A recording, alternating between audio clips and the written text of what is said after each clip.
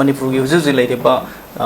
irang sigi manung chen na haiba tare ko yam pongpong saba issue mo re ba sei NRC gi matang sini ko manipur gi tampak ki mafum singda aduga ko gi fundamental proof singi tongan ba community singni saru yanaga tongan ba manipur gi mafum singda maira release satpa aduga ZFD na lusinga kanda ko gi tongan ba slogan sin laura kanda ko gi maira release satpa wakan mi pham sing ba tongan ba tawkhiba gi pausing lena ko gi manipur lengak na so ko gi makhoi gi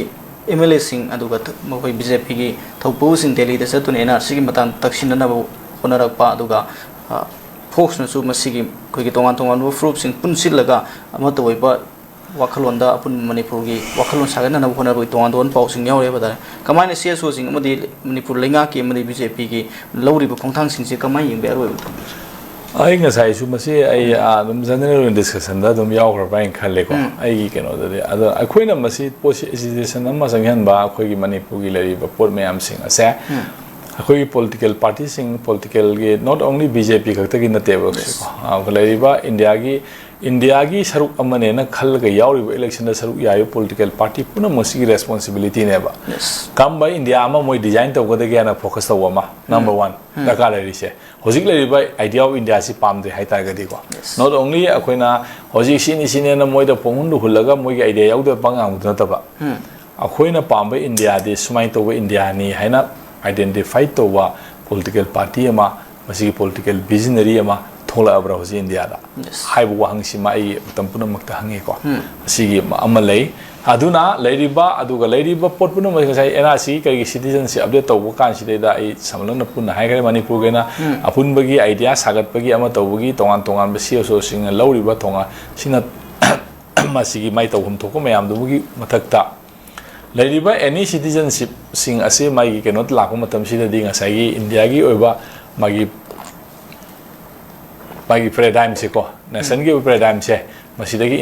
interpret torok pa target adum torok na buhona rakane ko madade da akoi gi interest ka kayam contradictory orige amadi kamaina oheloidage amadi akoi gi apam se kamaina India gi le citizenship ki magi interpretation da kamai hong gadage da manipur gi political party singi amadi political my MLA minister natra political party singi responsibility ne ko CSO di mayangi apam CSO haibu sina tongan moina lawmaker obidi ya de